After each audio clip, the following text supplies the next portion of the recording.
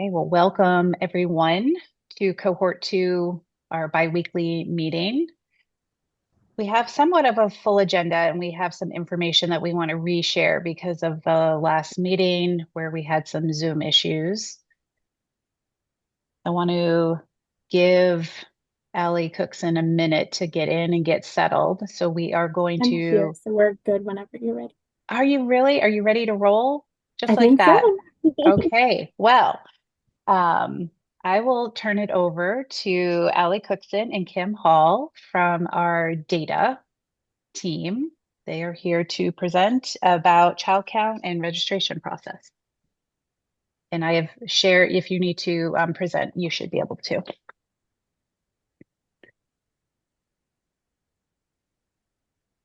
All right. I think, can everybody see my screen? Yep. Okay, perfect. All right, everyone. We're going to just talk about enrolling students in cohort 2. You'll notice a couple of things throughout our presentation today. There are some things that still say synergy. Most of them are just in reference to where some of our resources are existing currently on our website. We are transitioning over to a new system for the fall when your students will be enrolled for cohort 2. So just be aware that that system is changing from Synergy to a system called Connect. And we have been in contact with data specialists, superintendents. We had a webinar a few weeks ago. It was on the 17th. And that recording is available on our YouTube page. I'll show you where all of that is toward the end of our presentation.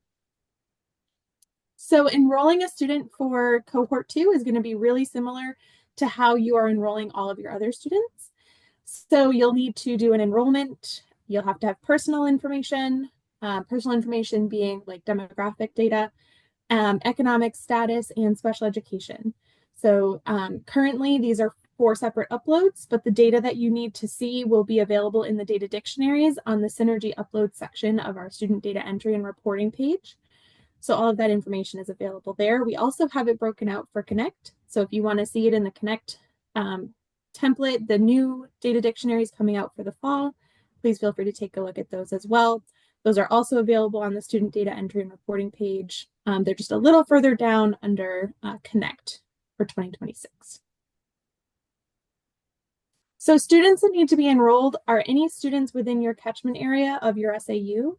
The students are receiving services that are funded by the SAU, and the students have an IEP that has already started. So these are the students that are enrolled in your currently state synergy will need to be reported up to Connect next year. So anyone in your catchment area receiving services with an IEP, active IEP, and your services are funded by the SAU. The enrollment information should be the student enrolled in the grade of pre-K. When the student starts receiving IEP services is when their start date should be represented. So once their start date, once they've started receiving their services from their IEP, that will be the start date you'll want to use for their enrollment information and also their special education status.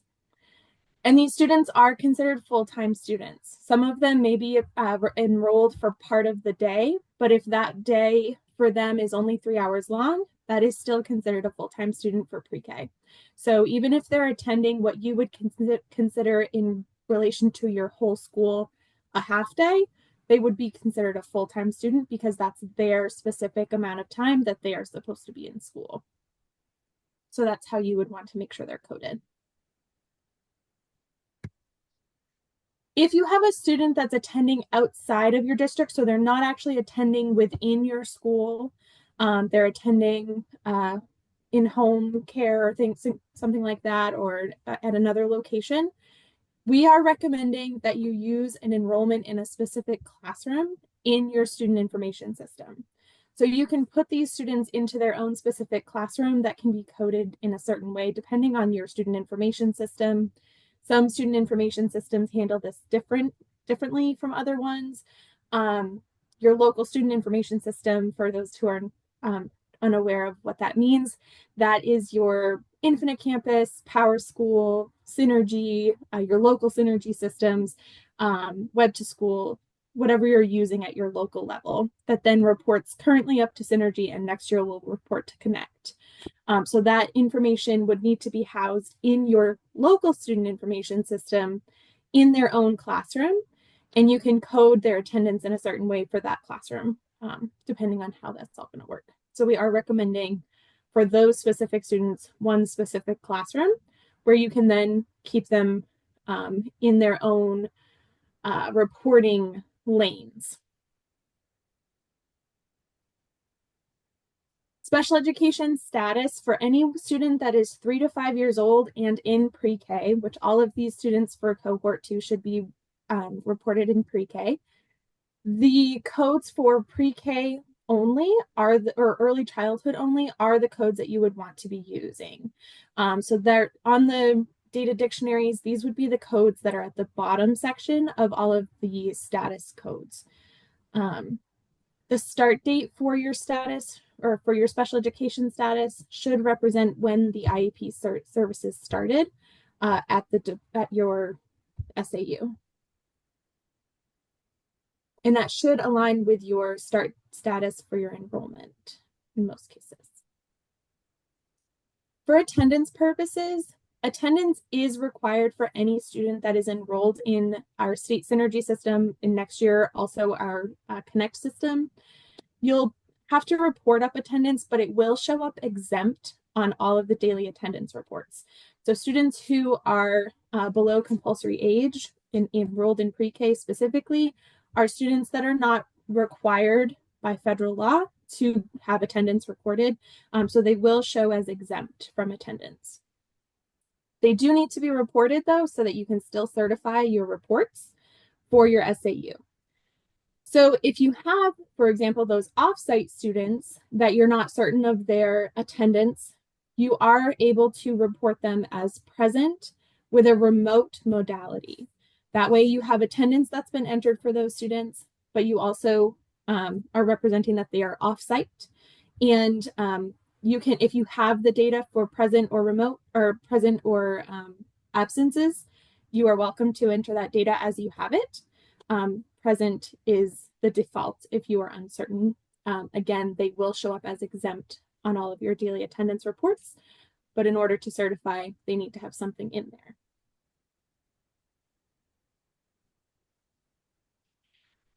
As I've mentioned now a couple of times, we are transitioning to a new system this fall that looks very different than our Synergy system.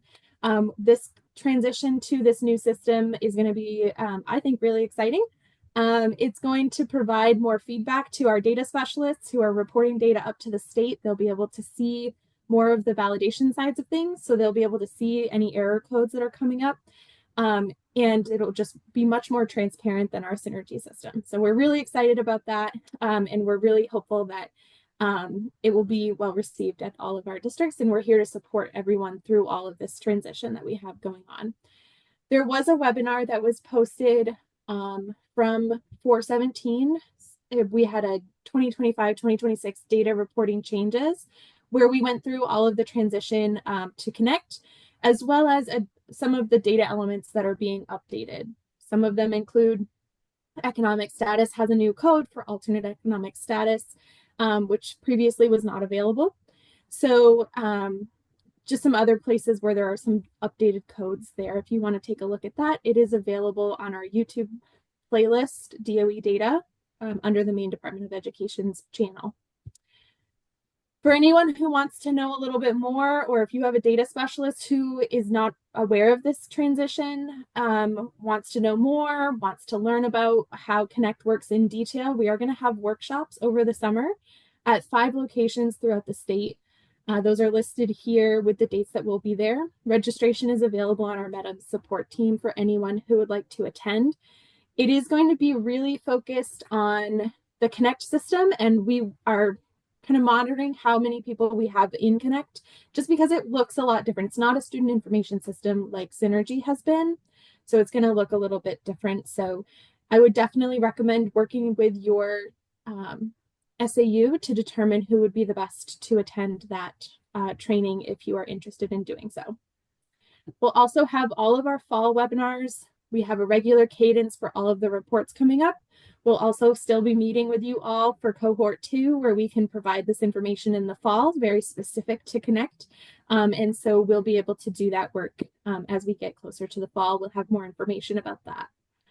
And then we have state reporting system training, where if you would like to have a one-on-one session with me, either virtually or in person, we can set up a time to talk about how to enroll students in Connect in the fall. Synergy if you have someone right now, but I would be happy to go through that process with you. In your district, it can be a team of people, it could be your data specialist, it could be whoever you want it to be. I would be happy to assist with all of that work. And that is my very quick overview of entering data into Synergy now and Connect in the future, and how to enroll these students who are in cohort 2. Are there any questions about that process?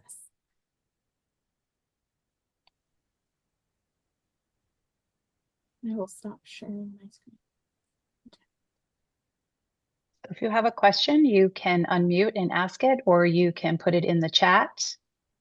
And we have our data specialists here today to help us if you do have questions. This is a great time.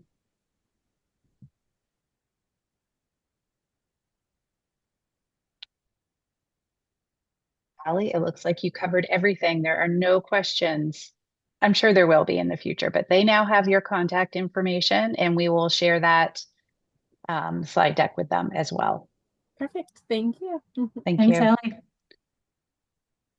So I am mixing up the agenda a little bit. Originally, we presented right before April break, unsuccessfully because there was a Zoom outage. And so some folks were on the meeting and some were on a Teams meeting with me and some were out in limbo. And so we thought that, Sandy, yes, did you know that we had recorded that webinar? yeah, Okay, I'm thank you. explaining that right now. Yep. So we have recorded that. The link was in the agenda that we sent out, and there was a piece missing from that recording. But in talking with Susie Perry today, she is more than willing to, we're going to quickly redo the whole presentation today, but know that you also have the recording to review again as well. So we are going to talk about partnering with providers and also the 3-star program change timeline. So I will turn it over to Susie.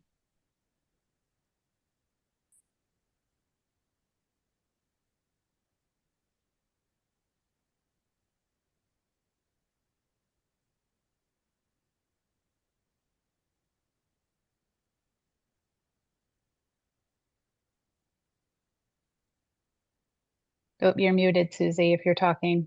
I couldn't see you. There we go. How's that looking? Good. All right. Oop, I better get to the beginning. Okay. So welcome to this informational session, and thanks for joining us again. And thanks to Allie for that information that she just shared. That was really great. Well, should be really helpful for us going forward. Today, on this presentation, we are going to talk about partnering with providers of early care and education programs. So it's intended to support collaborations between childcare programs and public schools as one way to serve children with disabilities within your communities.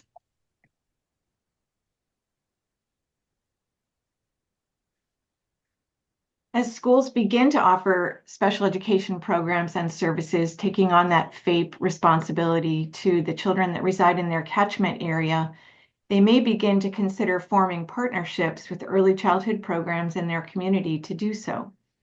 Building effective partnerships means having common goals and understandings that result in mutual benefit, that often happen through dialogue and collaboration.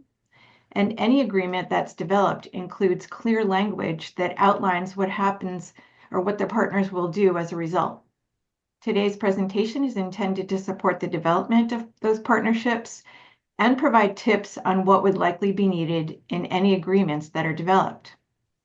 An agreement may be more formal or informal, and may include such formats as a memorandum of understanding or a contract. That would be up to the individual needs of the schools and the programs involved. We hope to support you to consider a wide range of possibilities as you reach out to partner with programs in your community. Oops, it just flew by there. Sorry, Sandy. Mhm. So Sandy, do you want to share the timeline for the implementation for placement of preschoolers? Yes. So when we started with cohort 1, we set the standard for placement for children with students with IEPs in an early care and education placement at the 2-star rating. So as you remember in previous presentations, we went over the Rising Stars for Me quality rating and improvement system in the state of Maine, which is run through Maine Roads to Quality. And that has a rating system of 1 to 5 stars. And last year we set it at 2-star. A placement had to have a 2-star rating.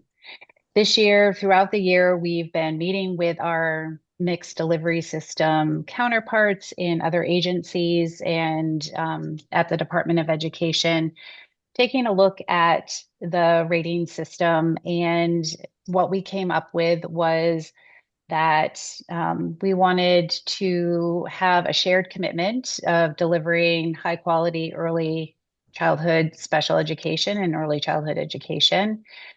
And so we are moving to a new standard, which would be 3 stars. But we also know that we have some school districts in cohort 1 that are currently partnering with 2-star programs. So we wanted to provide a transition for this.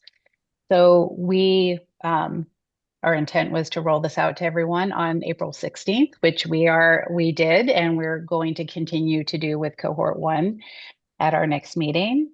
The next step is meeting with childcare programs throughout the state to share this information.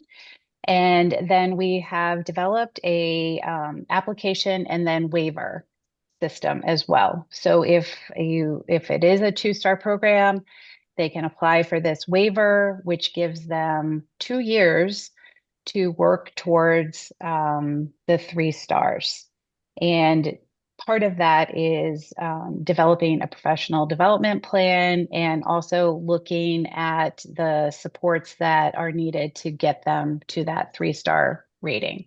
And so here's just a timeline that we developed to share with our mixed delivery partners, our childcare programs in our areas, as well as our SAUs that are looking to partner with programs in their community to collaborate as a placement for early childhood special education services. And so that information will be sent out to the programs themselves so that they can engage in that application process. Okay. Thanks, Sandy. And as you know, there are many entities serving preschool-age children with and without disabilities. Many have partnered to achieve delivery of the high-quality services that Sandy was just referencing. These partnerships were formed based on positive relationships that were designed to meet each partner's needs. Documentation describing how programs will operate together to serve the needs of their community was another step in the process. In this graphic, we see that many groups have established partnerships and use tools such as MOUs or contracts or some other type of written agreement. There are agreements between the Department of Ed and CDS. There are agreements between the State Education Agency, Public Pre-K, and SAUs. There are lots of different, arrangements that each of these different entities have. What we're going to be talking about today is the relationships between, I don't know why this keeps flying through my, it's doing it on its own, between private childcare and SAUs. And so that's what we're going to be talking about today. This is just another way to look at the various agreements that are presented on the previous slide and show that the partners and the purpose of the agreement. One thing that you might notice is down that one column where it says SAUs, that SAUs are already partnering with many other programs. And the last line of the table is the focus for today's presentation: to support school districts to work with childcare programs if it's in the best interest of the. I don't understand this, why it's just moving on its own. I'm not even touching it. The goose in the machine today.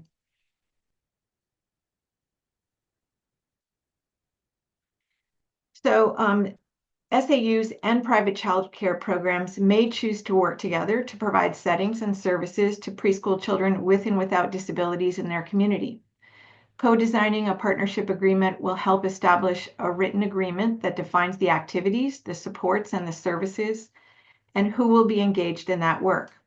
Partnership agreements can ensure smoother transitions for everyone involved to provide those comprehensive services and help to create high-quality programming with the goal of building everyone's capacity to meet the needs in their community.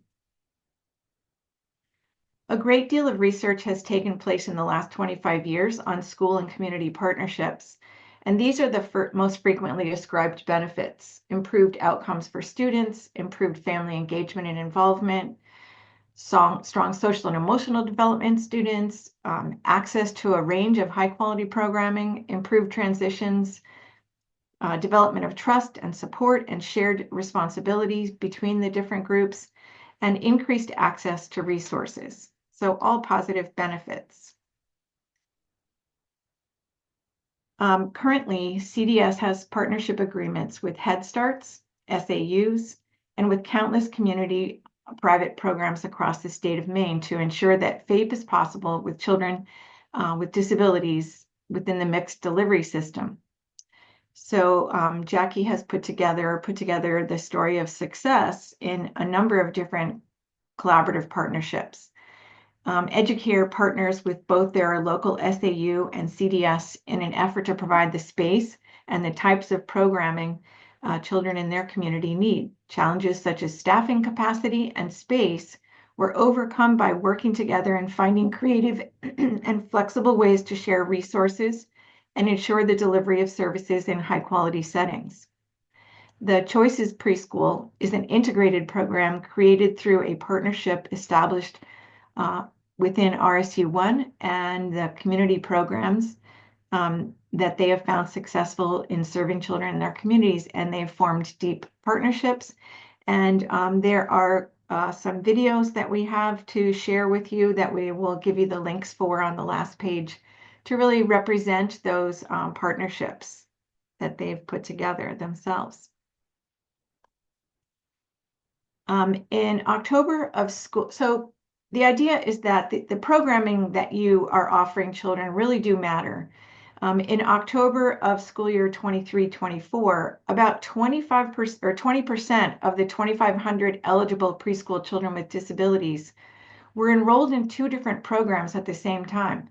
So part of their time they were in a special education program, self-contained, and part of the time they were in a general education program, meaning that they had to perhaps be on multiple buses or car rides and learn alongside 2 entirely different sets of classroom expectations.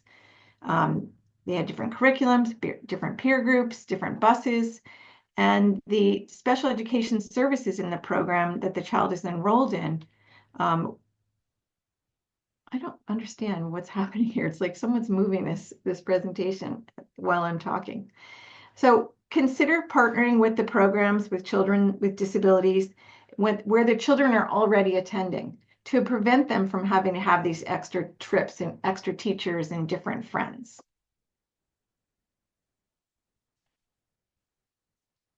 So we have an overview of the process of developing these partnerships. Is there a need? So we want you to consider these different aspects. Do you have a need to collaborate with other programs?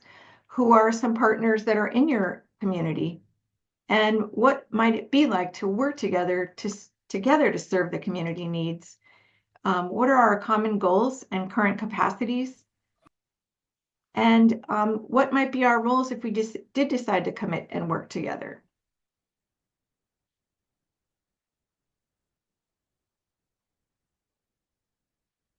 How often should we check in on how things are going? One important aspect of working together with others is that time spent building relationships. So in our overview of the process of developing these partnerships, we did mention that how important relationship building is, and we wanted to spend a little time talking about this since it's an essential and valuable part of working together. Reaching out to community partners signals that we have trust and respect for their work. The ways in which we communicate by inviting participation, sharing that trust and respect, being clear about how you'll work together, all help to strengthen any partnership. When things are challenging or when there is success, true partnerships have empathy for one another.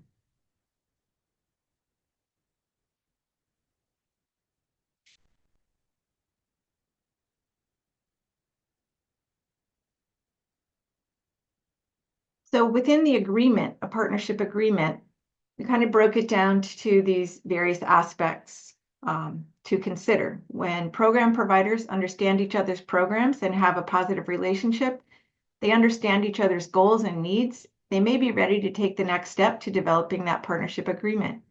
Each program contributes to the development of the agreement and shares information and ideas, and there's interest and willingness so that they can begin to develop the details of what their partnership will look like. It would be important to look at who is involved, who are the childcare program and staff, who are the SAU staff, who are the administrators, what are the programs, the age groups, the class sizes, how are we going to be looking at the services and the IEP meetings, what are the supervision activities included, how will we communicate with the parents and staff, and then to take a look at what are our common and shared calendars, what days per week does the program operate, what hours per day, and then the enrollment setting to define. So these are some of the things that you would define in the agreement. Ultimately, we have collaboration and coordination with the two partners, and that will help to serve the communities through these effective partnerships. What you see here is an agreement, a guidance document for tips on things to include. So this is the front page. On the back page, we have lots of information that you might want to consider including on that document. And then finally, contact us for support with the next steps. We are here to support you. Reach out to the OSSI and CDS team, Jackie and Sandy, and CDS site directors are another good group to get in touch with to get support to move forward. And then finally, we do have a resource page that included that video clip that I mentioned earlier, a template for the that is used for the early childhood and school district, the general MOU template, a Google Drive resources folder that we have put some information in there, and then a couple of other tools and resources. I'm telling you, Sandy, I wasn't even touching my mouse, and all of those slides just moved on their own. So.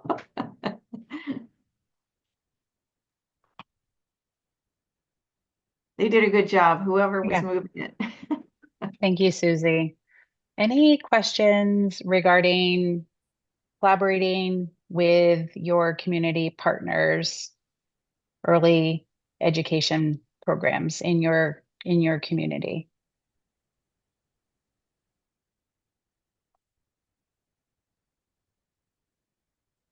If this comes up as a question, please reach out. We also have our amazing early learning team that can help with this and other partners across agencies. So Heidi asked, the partners would need to be rated a 3-star. I would recommend that, Heidi, since you're going to be partnering with them starting in September, that yes, they need to have a 3-star, or they need to have a plan to move to a 3-star.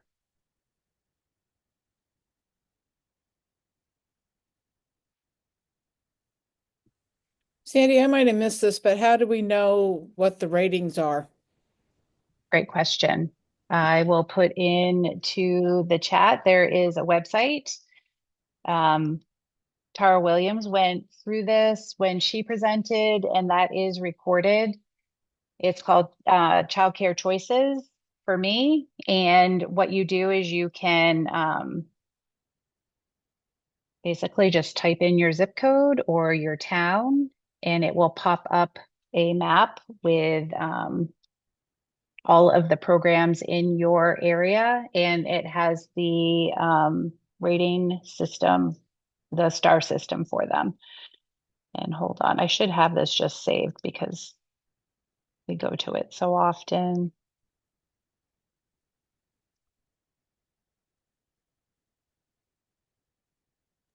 There you go.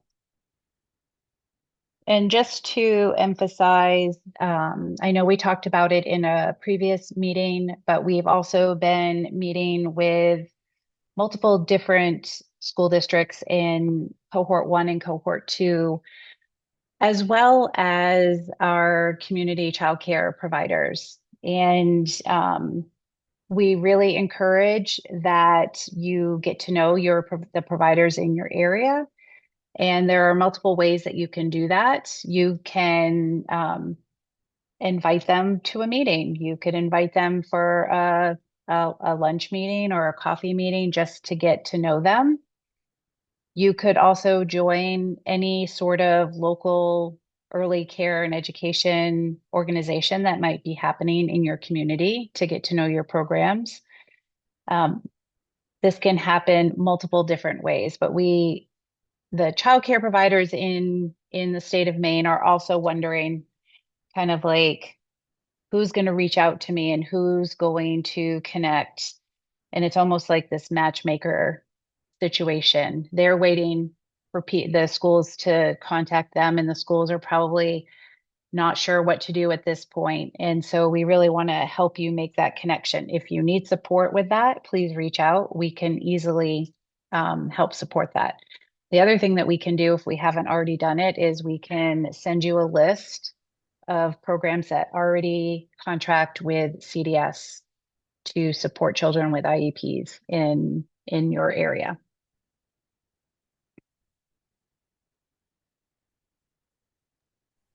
Sandy, I would just chime in from the early learning team. Michelle Belanger on our team is our pre-K partnership specialist. And so this is a big part of her role, and she's a great resource. So feel free to tap her as well if you need any assistance. She is really knowledgeable about partners that in communities across the state and can help bridge that relationship building a little bit too. Thank you, Leanne. And we will include Michelle's contact information in our follow-up email as well. So any further questions on partnering with your community childcare programs?